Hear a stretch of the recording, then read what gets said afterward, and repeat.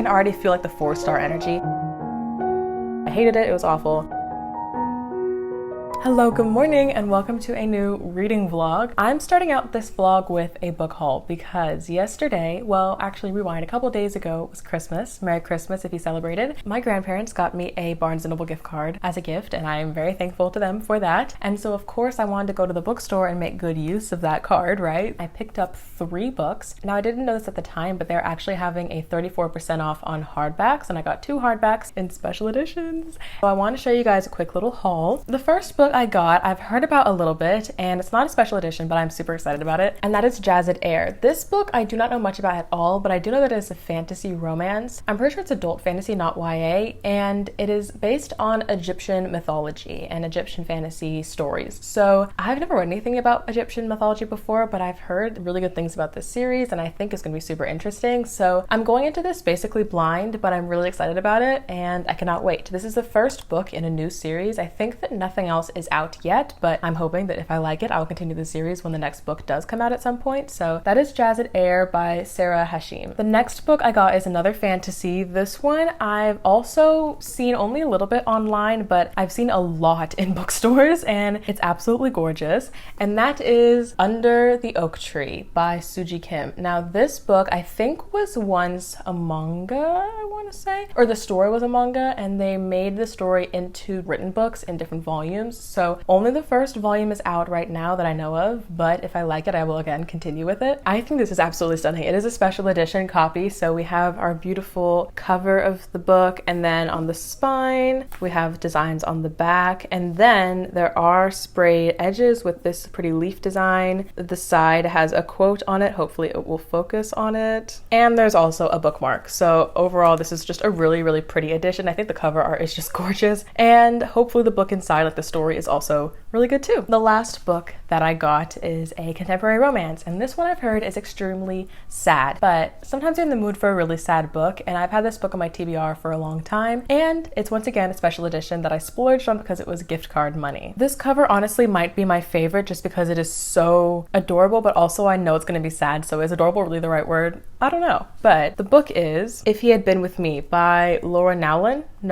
something like that. This book, I'm pretty sure it's not a spoiler to say that I think it's a romance where the guy dies. I don't know if he dies in the past, in the future, I don't know. But like looking at the inner cover art, it has pictures of them together, and then at the end she's sitting alone, right? So I don't think it's a spoiler to say that, but the cover itself is gorgeous. It's actually cloth. It's not like a hardback, it's actually like fabric. And here's the front with all the pretty designs on it. The spine is illustrated, the back is completely illustrated. Like, this is a gorgeous edition. And then we have the heart lollipops on the side, and once again we have a quote here and another bookmark. So overall, I think this is just gorgeous. Like, even if I hate this book, which I hope I don't hate any of these books, but even if I do hate this book, the edition is gorgeous and I'm happy to own it. You know what I'm saying? So once again, this is definitely a splurge. I would not have bought this with my own money because I'm a girl that buys books secondhand. Like, I'm all about saving money on books because books can be so expensive. But I'm very thankful to my grandparents for getting me a gift card so I can get a couple things. And yeah, so here is my little book haul. I'm really, really excited about these. Let me know which one you want me to read first if I haven't already read one by the time this video ends, and I will definitely try to make a vlog with it. But anyway, now that the book haul is over, I want to talk to you guys about this reading vlog. I started God of Malice last night. Now, this book and I have an interesting history. Here's the thing. I love dark romances. Okay? But I do have a line in my dark romances. There is often concepts or themes of SA, mental health issues, violence, things like that, right? And I think there is a fine line to be drawn between toxic romantic couples and healthy romantic couples in dark romance. For example, I read Haunting Adeline earlier this year. I made an entire vlog about it. I hated that book. Gave it 1 star. It was terrible, okay? It was terrible. And it was terrible mostly because I hated the relationship the 2 characters had, but it was toxic. I thought he was assaulting her a lot of the time and she just disguised it as being like hot and attractive. It was very traumatizing and like problematic to me. I did not like that book. However, I also read Lights Out this year, about a couple weeks or maybe a month after I read that book actually. Kind of similar plot in that there is like stalker behavior in between the 2 love interests in that book, but I gave Lights Out 4.5 stars because I thought the romance was healthy. Overall, it was just like a good book. It can be dark, but it can still have, you know, healthy relationship, be funny, like have all these other things to it, you know? So that's like where my differentiation comes from. I've read many dark romances that I think people may like think are crazy and too far, which is fine. And I've also not liked many books that a lot of people do like. So like everyone has their own opinions. That's totally cool. You like what you like. I'm gonna like what I like, okay? But God of Malice, I've only heard good things about this series. And so I want to join the club, you know? But that being said,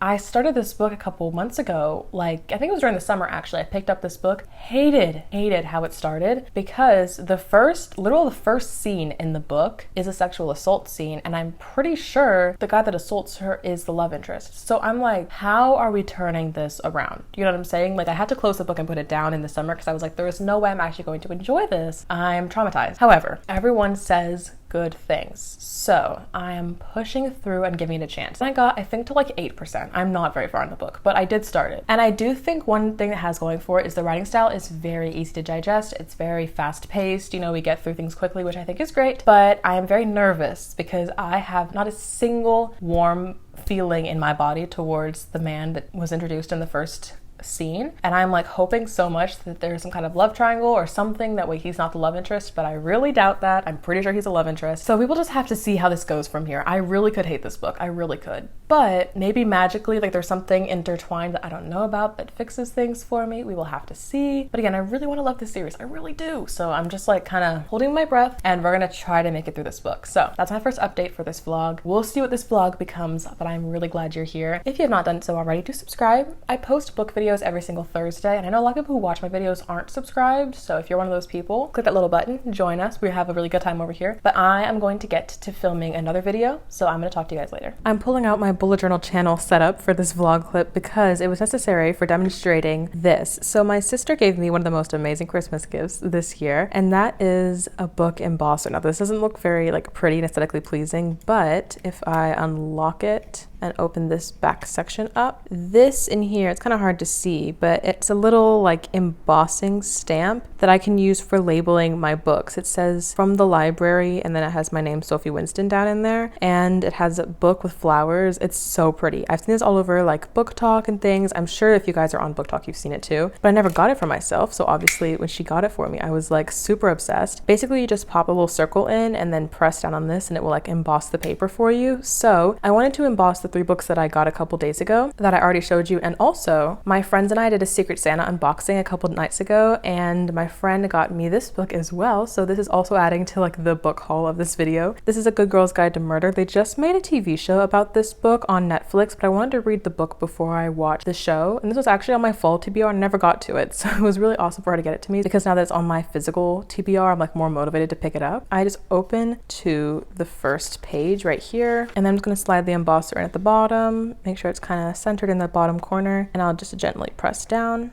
And there we go. Now it says my name, from the library of Sophie Winston. The flowers won't like to press as well sometimes, but that's okay. I think it's just super, super pretty. And I want to do this with all 3 of my other books that I got this weekend.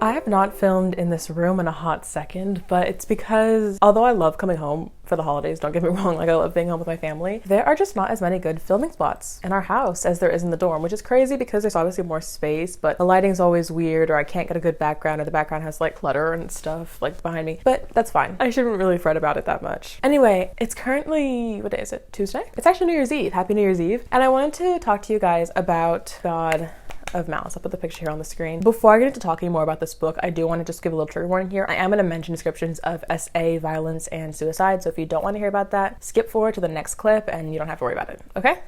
Perfect. Here's the thing. I'm really annoyed by this. I'm really annoyed because everyone loves this series. They really do. They say it's dark, they say it's smutty, like I get all of the precursors, the trigger warning, stuff like that in a book. I can read them beforehand and realize what I'm getting into, but I just am not enjoying myself with this at all. Part of it is the fact that, similar to Haunting Adeline, we have a main male character who claims that he knows the girl's body more than she knows her own body, and will be like, oh, you're horny for me, aren't you? When he's like scaring her and like forcing himself onto her like multiple times, times in multiple scenes, and like when we see that from the girl's point of view, she's like, wait, how does he know my inner fantasies? Like, how does he know me better than myself? I'm like, babe, he's assaulting you. Once again, it's like she's saying no to something and he's just like, I don't listen to that word. That word doesn't mean anything to me. I'm like, that is a red flag. This is not hot. It's not romantic. And like so far in the book, we've had just multiple scenes of violence between guys who just have to get their testosterone out of their system or something. And then vivid smut scenes where I'm feeling a little uncomfy because is she turned on? Yeah, but I don't think it's consensual. Like, it's towing that line for sure. But the problem is I want to know what happens plot-wise, if that makes sense. I don't care about the relationship at all. Like, I really don't. But so far in this story, Rena Kent has written so many characters. There are at least like 12 names that are just like thrown at us in the second generation of characters, because I didn't read the first gen books, but apparently she has this entire series where all the parents get together, and then this is the second gen with all the children. Everyone's kids, everyone's cousins or friends or enemies. Like, we just get so many names thrown at us, and they're all basically the same character over and over again. It's like kind of annoying. But similar to, that's a good comparison book here. Maybe like Binding 13, a completely different type of story, trust, but like similar to that book where you have this like group of friends and some enemies, but then you just kind of see throughout the series like who gets paired with who and like what relationships are formed. Similar to that, I want to see who gets with who and the plot, I guess. I don't know. I'm like curious about that, but I don't care about at least this specific relationship because I feel like he is awful and I feel like she doesn't stand up for herself. Like the one time she did, it just happened. I'm at 40%. The one time that she did, I was like, finally. But like, I just don't like her that much. I think she's kind of annoying. There's supposed to be this terrible traumatic thing that happens in the past. It's not a spoiler, by the way. It happens like the first couple pages. She mentions it, but her best friend committed suicide, which is definitely like a huge traumatic thing that I think should really affect her. And so her like very timid, shy personality can definitely be explained by a traumatic thing that happened in the past, 100%. However, I don't think that Rena Kent has talked about that enough and built it up enough for us to actually feel that for her. I forget that that happened because she barely talks about it. She'll just bring it up occasionally, be like, oh yeah, my friend, that's why I'm sad today, and then never talk about it again. There's no build up, there's no context, no emotional connection that we have to these characters. And adding on to all of that, the writing isn't that good. Like, I think it's kind of annoying. She tries to be like cool and hip and use words like IG instead of Instagram. They'll say like curse words like over and over, like in one sentence to be funny. And I'm like, this isn't funny. It's kind of annoying. You guys are very obviously immature just by the way you guys speak. The only thing that I could possibly enjoy about this is our main guy character, Killian, is definitely a psychopath. There's definitely something wrong up in here. And I'm not saying that to be insulting. I'm saying that because he's written like that. He said that about himself. Other people do. Like, it's very much said that in the story. And I think that it's kind of interesting, kind of like how we watch documentaries like about the Menendez brothers or about Jeffrey Dahmer or something, like try to step into the point of view of someone who views the world differently, even if it's in a very toxic and messed up way. And I think that if this book was written as if Killian was the villain and we know that he's the villain, but we're kind of seeing it from his perspective, that could be really interesting. But I think that instead, Rena Kent is like writing it as if, yes, these things are wrong, but let's glorify his issues and problems and make it romantic. It makes me uncomfortable. But then again, I like want to see how the series continues if it didn't have this romance in it. So I'm so conflicted. I guess, again, I'm still very curious about like what people see in this book that makes them like it. I'm gonna push through, but I really don't have very high hopes. I'm like very annoyed, actually. If this book just took out the assault and just had like tension between the two of them, but nothing actually happened, that would be incredible. Like, that'd be my favorite book ever. Because I'm like, I like a dark romance where we can make sure that we don't step over that line. But because they're stepping over that line, it's like pissing me off. It's kind of a lot, but that's where we are right now. It is New Year's Eve, so this is technically going to be the first book that I finish in the new year because, again, tomorrow is January 1st. So what a way to start out the new year. Not a great note, but whatever. I'm just going to try to push this book and we'll see what happens.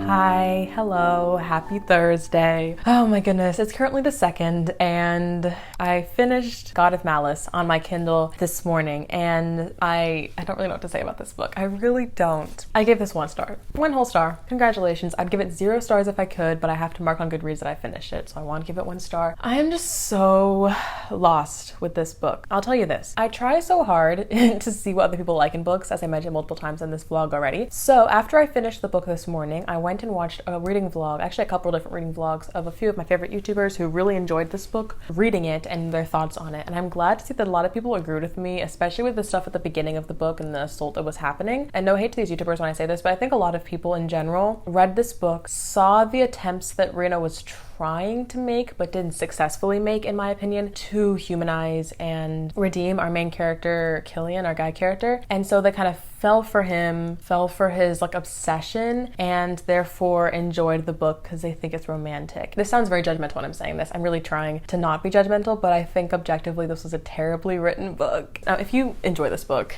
maybe you're getting mad at me right now. I understand, okay? But these are just really my thoughts. I genuinely think that Killian is one of the most romanticized MMCs in a book that I've ever read, when he does not do anything to prove that he is a changed man or a redeemed man or someone worth romanticizing in a romance book. She does things like say that he cooks for her because she has apparently some kind of eating disorder that we never actually dive into, and we never see him like realizing this and, you know, etc. But she just mentioned like once or twice that he made her like rice, and now all of a sudden he's like some amazing boyfriend. He tells her that she shouldn't roll her eyes because it's juvenile and childish, and so she's like, because I'm with this guy, I'm like a changed person and I'm more confident and courageous and all this stuff. I'm like, it's so annoying. And not just Killian, with every other character too. There are so many relationships in this book that we are just told and not shown. Like, that's why I think the writing is so bad, because Rena Kent is not good at writing. She's just telling us everything that's happening without actually giving us the detail, the context. We're told at the beginning that she has two twin brothers, Brandon and Landon, and Brandon is like nice and wholesome and sweet, and Landon is like evil and crazy and just as psychopathic as Killian apparently. But we're just told this. There was no flashback scene showing anything that happened in the past. It's not developed. Their relationship isn't actually seen on paper. We just hear about it. And oh my god, if Rena Kent could cut back on some of these very long, descriptive, annoyingly boring smut scenes, then maybe we'd have more time in this 400, 500 page book to actually develop character relationships. But she spends so much time on the sex, and people get so blinded by the sex that they don't realize that this is not written well,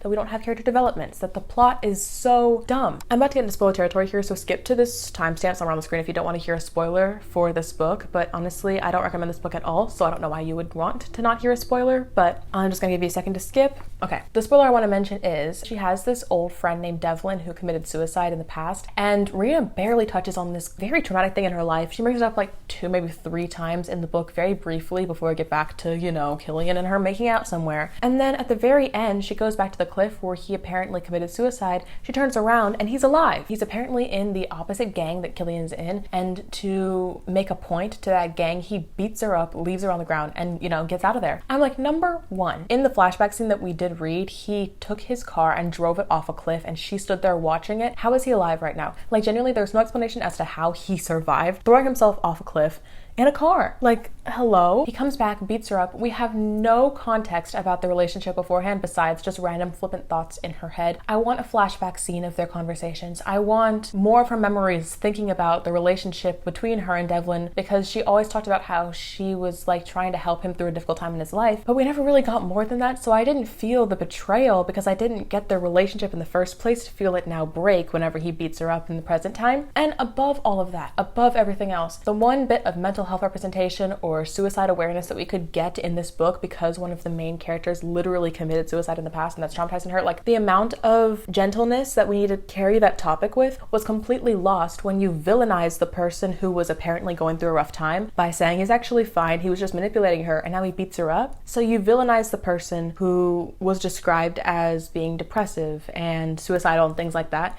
and you romanticize the character who is sexually assaulting our main girl character, who is committing terrible acts of violence, who does not change throughout the entire book. There is no character arc where he gets better, he changes, he redeems himself. He is the same person as he started with. He just now has a girl to continuously sleep with. It's so infuriating to me that Rena Kent is writing this stuff and getting away with it, because once again, people are blinded by sex.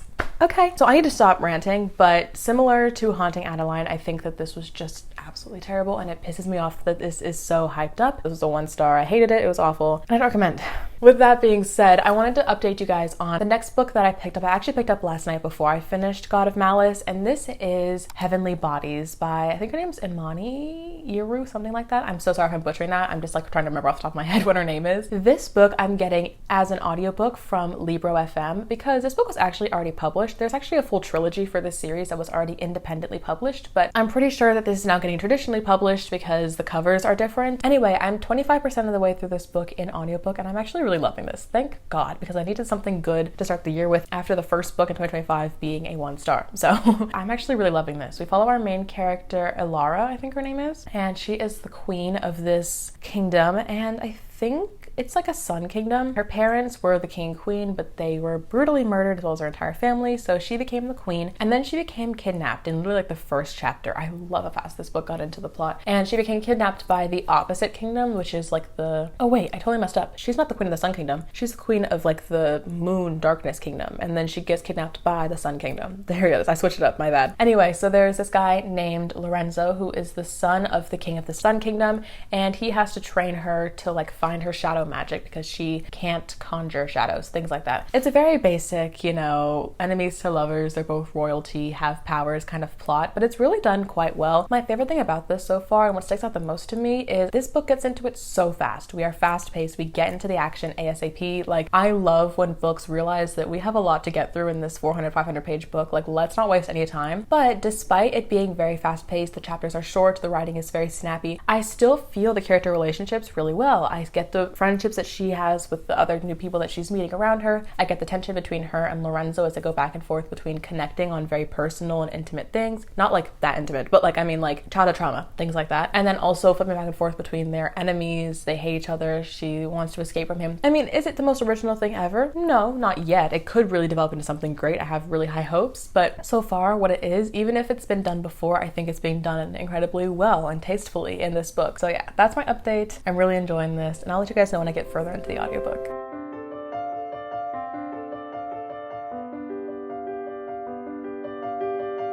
Ja, je vloggen. Hey guys, and welcome to my library tour. Wait, can I do ASMR? I'm not a willing participant.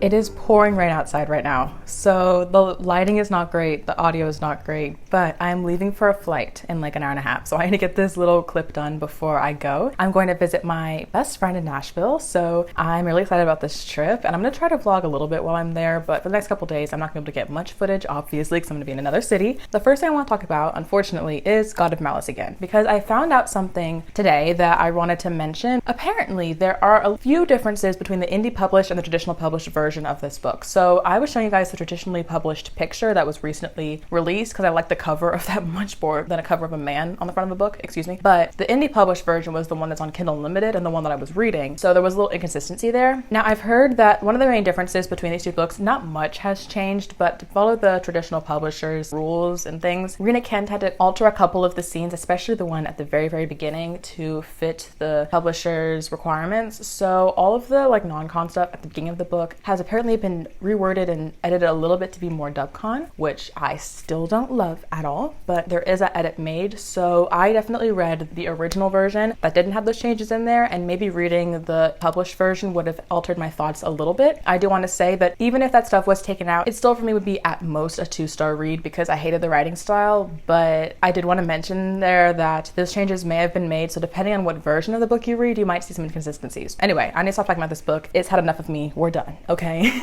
Instead, let's talk a little bit about Heavenly Bodies. So I got to 50% in this book last night. I'm really enjoying this. I can already feel like the 4-star energy. I'm not feeling like something, oh, super incredible, super original, you know? It's all very, not bland, not mid. It's a good book. It's well written, you know, it's good, but it's nothing like incredible. While I am enjoying our main character, Elara, and her relationship with Lorenzo and the other characters and the politics in this book, I think it's very interesting. I am not overly drawn to pick it up on audio kind of thing. I'm just like enjoying it when I do pick it up. So this is going to be my plane listen because I want to put on audiobook while I edit on the plane ride. So hopefully I'll get further in this. But as for right now, nothing much has happened really. I mean, things have happened, but nothing that is going to like crazy enough for me to bring up. It's just like, you know, finds that she has powers, has political differences, things like that. I will say that for some reason, I at one point thought that this book was written about Black characters by a Black author. I don't know how I got that idea in my head. Maybe I'm thinking of a different book that looks similar or something like that. But when I picked this up, I thought this was like, you know, a more diverse cast. And so when I was envisioning the characters, I was imagining definitely a more like people of color cast. Now, I'm not saying that there are not diverse people in this book. I do think there are a couple characters that are more diverse, which is good because I feel like a lot of the popular fantasy books are just white characters. That's it. They all look the same. So I really appreciate like having other characters. Like for example, I'm trying to remember the name of the book. I'll put the picture on the screen here of a different book that I know for sure is by a Black author. But for some reason I thought The Heavenly Bodies was also like that. I looked it up. It is not. It was definitely a judgment that I made. That's a me problem, not an author problem. I just want to like bring that up. And if I can find the book that I'm confusing it with, maybe I'll let you know. But I honestly don't remember.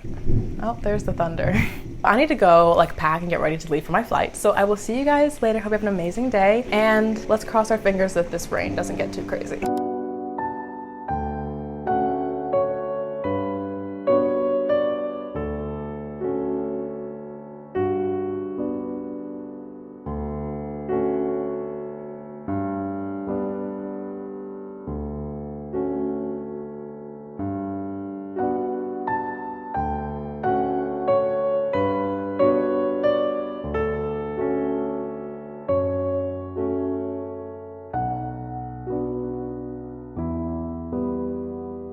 Do I need a copy? I wasn't ready. So I want to talk about Fourth Wing. As we all know, Onyx Storm comes out January 21st. And by the way, I'm here in Nashville. This is Abigail. I was about to say. She's my friend in Nashville that I came to visit. And on the way here, my plane got delayed 9 hours, which was so much fun and amazing. So in the airport, I basically started this and finished like 75% of it by the time that our plane took off. And then last night I finished it. So I want to talk about it. This is not on my winter TBR. However, it called to me because our friend Ceci was reading it and sending all her texts in the group chat. And my friend Sophie has also read it. And Abby just got it for Christmas and needs to read it. So I'm here to encourage her to read this book because you're definitely going to read it, aren't you? Undecided. I'm not a reader. But you could be a reader. I could be. This is a great I book read to get into reading. subtitles. It's a great fantasy beginner book, I feel. The writing isn't hard. The characters are enjoyable mostly, not Dane, but most of them. Who's Dane? You'll find out if you read the dang book. You guys know that I've given this book 5 stars in the past. It's one of my favorite fantasies of all time. Is it perfect? No. There are many issues with this book, but Why am I reading it? 5 stars is a feeling, and this is a feeling of 5 stars. It's just a fun, enjoyable time. You can't go wrong with this book. There are a couple moments that I'm like, okay, the writing isn't the best here, or like, we could develop this moment a little more. It's like watching a movie. You just kind of like zip past it. It's all fast paced. It's all good characters. It's dragons. For you people who don't know either, it's a girl named Violet whose mother is a very big dragon rider, like general lady. So she forces all of her kids to go to this dragon school, even though Violet doesn't want to because she doesn't have the bone structure to be a fighter. She's small. That's what she always says. That's one of the problems with this book is they mention that she's so small over and over again. She goes to the rider school. She defies all the odds and she becomes a great dragon rider. And there's also a fantastic romance and some pretty good fighting action scenes, I feel. You know, Not Marvel. We're not bringing Marvel in this conversation. We are bringing Marvel in this conversation. So, okay, I didn't actually vlog in the process of me reading this book, and I probably should have because this is a reading vlog, but I was in the airport at like 1 a.m. trying not to die, okay? So I had better priorities, and that was reading about dragon smut, so, I mean... The dragons have smut? No, they don't. It's off camera. What do you mean it's off camera? Well, okay, in the least spoiler way possible, 2 of the dragons are mated. Them doing their thing affects the humans. You're not doing a good job of convincing It's a me good to read this.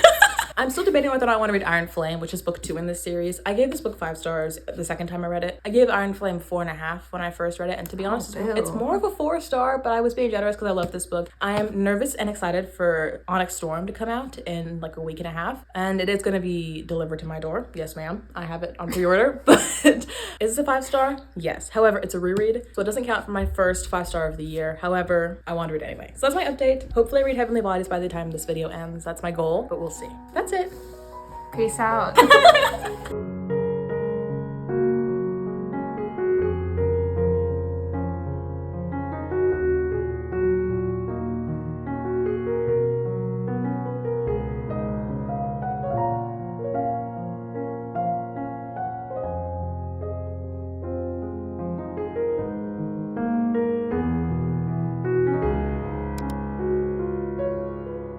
Besties, hello! I just got back from Nashville last night, so I wanted to wrap up this vlog because I actually finished 2 books yesterday, and I also have a small book haul again. So let's start with the book haul just to get that over with. Number 1, I went to Target with my friend Abby. Like I said, I was in Nashville with her for the entire week, and I saw this book that is usually sold at a higher price, but I find that when you go to Target, the books are cheaper than you find at like Barnes & Noble or Amazon. So I got the first book in the Bridge Kingdom. Number 1, this is the new covers that they just released. I don't know if it was originally indie published and this is the traditional published version or what, but I really love this metallic cover. It's hard to see because of course the light's reflecting off of it, but we have this beautiful picture of like mountains, this girl with long blonde hair. I'm loving all of the like foliage and stuff on the sides, and the colors are very beautiful. This I'm pretty sure is a duology, but it's a pretty short book and I intend to read it in a future vlog. And then the other book that I have to show you guys is actually a friend's Christmas gift to me that was delayed in the mail, but I finally got it yesterday and I'm so excited it made it in time for this vlog. And that is This Woven Kingdom by Tahira Mafi, I think is how you pronounce her name. This one is definitely on my TBR, this series, because everyone raves about this one. I'm not quite sure how many books are in this series. I know that there are at least 2 because the second one I know is pink. This is book 1 and I've heard really good things. Now I don't know anything about what this book is about. Same kind of goes with the Bridge Kingdom. I don't know the plots of these. I just know that I really want to read them and they're on my TBR. The naked hardback also has a very pretty spine. And this isn't a special edition. This is just like what comes with the normal hardback book, I'm pretty sure. I think that is super beautiful and I'm really excited about this one as well. Now I want to do my reading updates because like I said, I finished 2 books yesterday. Now one of which I didn't vlog, but I'll just say that I finished it. It was The Emperor by Onyx. This is going to be talked about briefly in a future vlog, so I won't say too much here, but all I want to say is this is the 3rd book in a Mafia series that I had read the 2 books before. I saw enough this one like a year and a half ago, picked it up again, and to be honest, it was not my favorite thing ever. The other thing that I finished yesterday while on the flight back was Heavenly Bodies, which of course I've talked about a lot in this vlog. Now I'm not gonna lie, getting to the audiobook around the 60-70% mark, I was kind of slowing down. Like the beginning I really loved. I liked how our friendship, not only the romance but also the friendship was developed, but I also really liked the romance. That was very beautiful. But as far as the plot was going, I was kind of like not losing interest, but it was kind of slowing down just a little bit. It was kind of leaning more towards a 3.5 star book for me. However, the very last like 100 pages, or I guess whatever that equates to in audiobook format, was so good yesterday. Like the battle scene at the end, the plot twist we got. I was actually shocked for a second there. I thought that something was going to happen. I was like, wait, she's not going to do this, right? And of course I'm not going to spoil anything here, but I was in the plane like just staring at the wall like, what? Like with my headphones, like what? You know? So that was quite an ending for sure. And I love the way that it left off. There is definitely a cliffhanger leading into book 2, and I like that an author can take a little bit of risk and do something a little different. And like I said, the romance in this is just gorgeous. Really deep yearning in this book, I feel. A lot of books I think are just a little too like lusty sometimes, especially fantasy romances that are really popular, because I know that smut in books is like gonna get a lot of hype and popularity. They spent the entirety of this book delaying it out and like going back and forth and should I do this, but no, it's wrong, but like I also feel for you. Like it was a lot of back and forth and tension and yearning, and that's what I love in a fantasy romance. So I really appreciated that about the writer. In total, Heavenly Bodies was a 4-star read for me, which I'm very excited about because that wraps up this video with 2 good books, even though the first book was awful. So just to do a quick little recap, I read God of Malice and it absolutely ruined me. I hated that book so much. I hate to start off the year that way, but what are you gonna do,